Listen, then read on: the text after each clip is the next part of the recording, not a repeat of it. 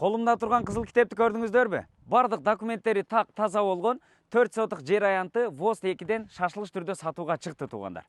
Тагыраак дарегин айта турган болсок, Фрунзе чоң трассасынан Дастан деген хоз товар магазиндин жанынан эле Красноармейская көчөсү менен түп-түз 1,5 километр чыгып келсеңиздер, ушул участокко келесиздер туугандар. Эсин номерин экранга калтырып койдук, бир катар чалсаңыздар, локациясын дагы жиберет, ошол аркылуу келсеңиздер дагы болот туугандар. Кызыл китеби дагы бардыгы документтери таза, баасы $33,500, дагы сүйлөшүү жолдору бар. Эсин номериге чалсаңыздар дагы бир катар келип көрөсүздөр.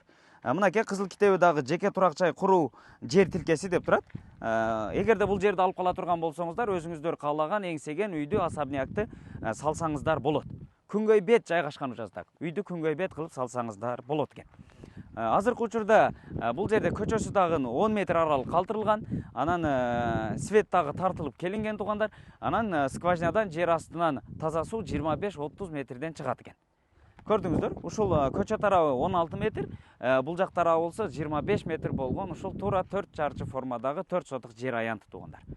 Буга чейин дагы ушул кошунанын ушул жердеги участокты тартып көрсөткөнбүз. Ал жер дагы сатылып, азыркы учурда ушул өзүңүздөр көрүп тургандагыдай үй салынып бүтөйүн деп калган учуру.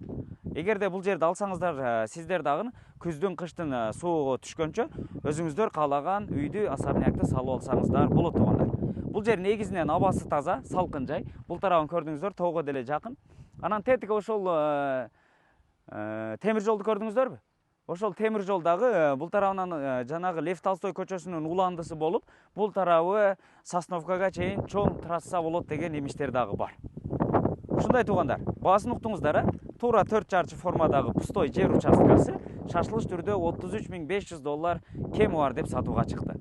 Эсин номери экранда турат, чалып байланышып, баалашып алсаңыздар болот туугандар.